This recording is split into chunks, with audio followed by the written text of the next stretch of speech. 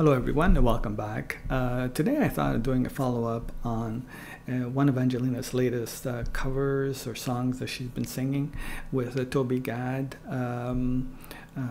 supporting her, you know, on the piano generally. And yeah, it's called If I Were a Boy. I thought of this because I've already done an audio reaction to it. It was quite an extended one. And what I did is I posted that audio on my Buy Me a Coffee site, and I also so for those who are interested in viewing that, you know, it's available for members. If what I'm saying you don't find interesting, well, you know, you don't have to watch it. You can move on to something else. Okay, you're not going to see a lot of the video, like I said here, because it's been copyrighted. So I'm just going to show you just a little clips of the idea of what of the transference between one version to another, you know, if I can do that.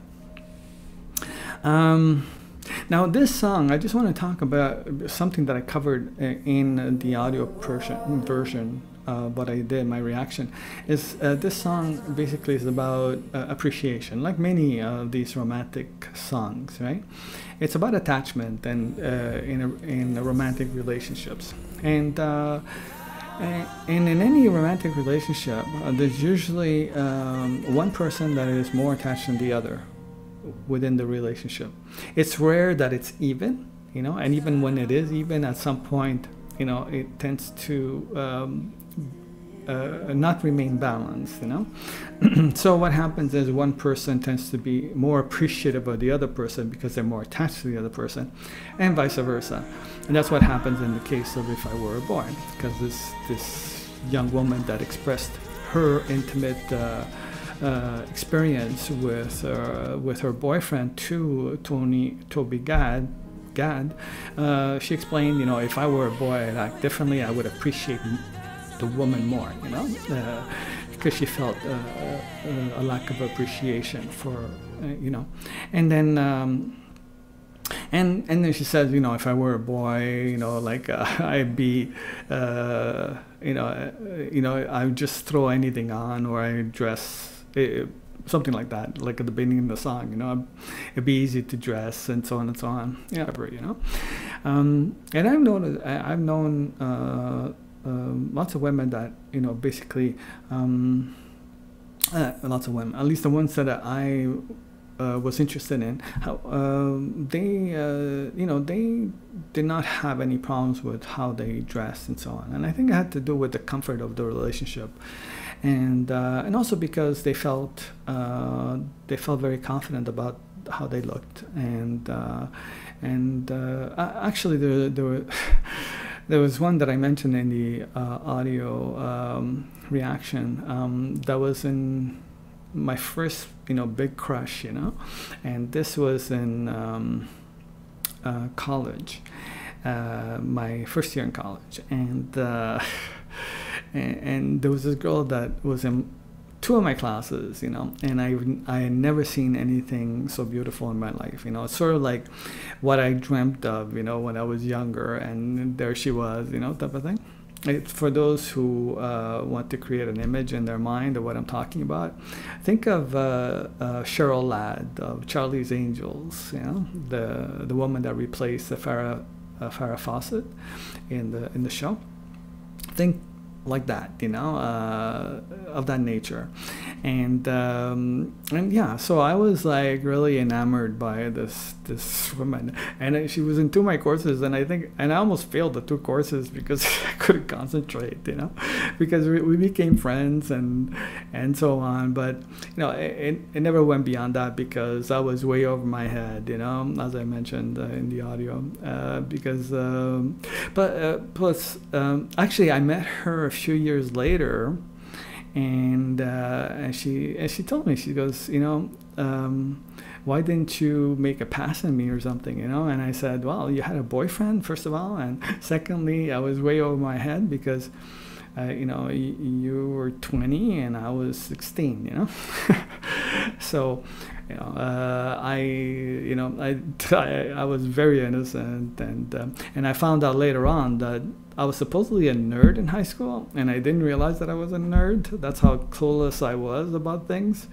Mainly because I was very much involved in sports, which was what was my main interest, as I grew up, and I hated school. So I don't know how I ended up getting that stigma of being a nerd. I don't know what happened there, but anyway, yeah. So it was. Just to say that this girl was so beautiful and so on, that she wore the same thing every day. And then I was thinking, like, how come she's wearing like jeans and a shirt, whatever, every day? And she was very timid. And then I realized she was doing it on purpose. She didn't want the attention. And one day in one of my courses, for those who are interested in this, one day in one of my courses that we had in common, we had a presentation, we had a debate that going on, and we had to dress up as the debaters, And she came in dressed up for the first time and all like cleaned up and everything, and her hair and everything was like, it was like, it was like, everyone got to see what I actually saw, in my eyes, how she really was, And her name was Helen, and a more appropriate name could not be said. She was Greek, and mythically speaking, it was perfect, for her as Helen of Troy type of thing, right?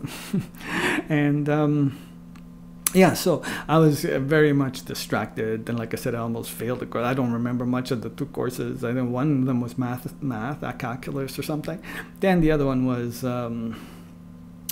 the Arab-Israel conflict, and this was a long, long time ago. And from what we can see today, we didn't resolve it then, and we haven't resolved it yet, and which is very sad, since I'm branching off into this. It's a very sad state of affairs, what's going on, and I would have so much to say about that, but it's somewhat of a taboo subject, and it's I just want to say it's very sad to see what has been going on, and it just breaks my heart, and this is one of those things that we don't get to see much of what goes on, and that's on purpose, because I notice that when things happen, you get some images, and then those images disappear because they don't want us to see those images, because images are very powerful.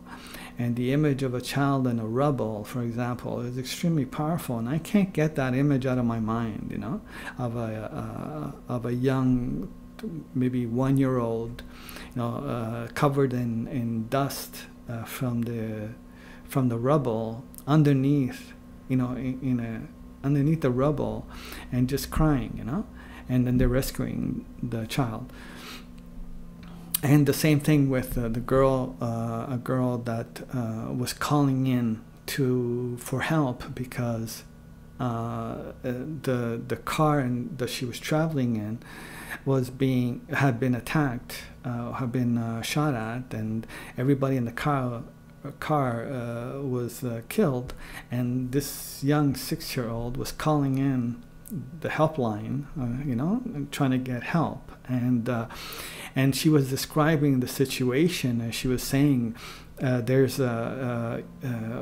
because they were asking her, what's the situation like, and she described the situation, and then she said, and there's a tank, and the girl on the phone was going, there's a tank near you? She goes, yeah. Is it moving? And then she says, yeah, it's moving, and that's when there's panic, and then they sent help, and the help got killed as well, and then the little girl got killed. And it's probably one of the most heartbreaking things I've ever heard in my life, And again, this has to do with what we're exposed to or what we're not exposed to. And our opinions of things change according to that, So that's why information is very much controlled, you know. And I'm just a small voice, and I realized that I can't change the world. I wrote the novel thinking that that it wasn't going to change the world, but what else are you going to do but try, you know? And that's what I did. I tried to do, you know, with the novel, and it took everything I had, you know, to do that, and the course and the direction in which that has taken me is not based on success, because you see, a lot of people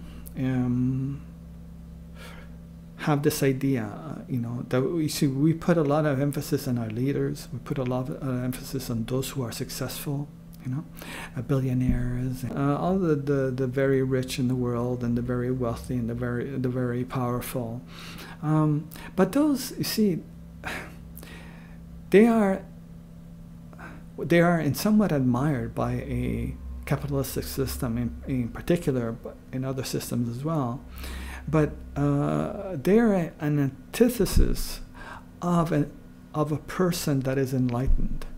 It's like Mark Twain said, I would never vote for someone that actually wants to be president.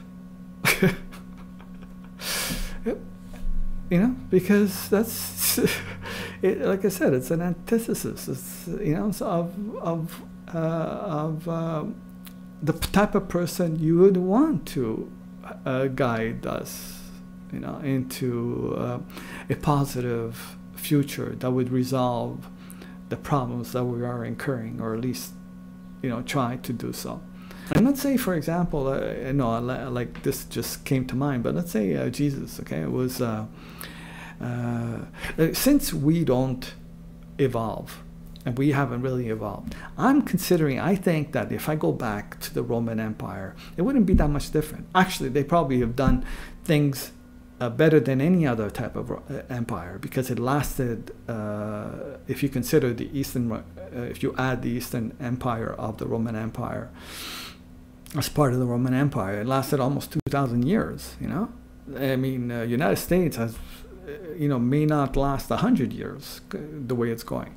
So so I imagine that even in those days, because we're not that very different, that things may have not been the same as we may have projected, you know.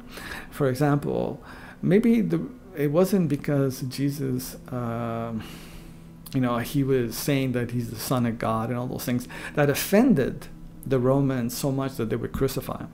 I don't think that would have been the case. I don't think they would have cared, because the Romans had, I think at the time, had multiple gods, you know. So somebody that's saying that he's the Son of God and there's only one God, I don't think it would have bothered them that much, you know. It would have bothered maybe others. But I think what bothered maybe, and when I think about it, and put it into context of what I was saying before, if I remember correctly, he said something about like that the chances of a man, of a rich man, a wealthy man, to get to heaven was the same as a camel going through the eye of a needle, which is like impossible.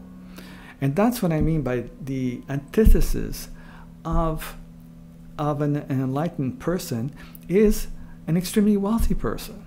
You know, that's what the Buddha did. He basically was a prince, and he just, from my understanding, he was a prince, and basically left that behind to basically be among the people, you know, and live among them, and then gain wisdom through that, you know. So in the same way, you know, I think maybe that's why they crucified Jesus, is because he was against the rich and powerful. Anyway, thank you for watching or listening, and have a fantastic day, and yeah, thank you. Bye.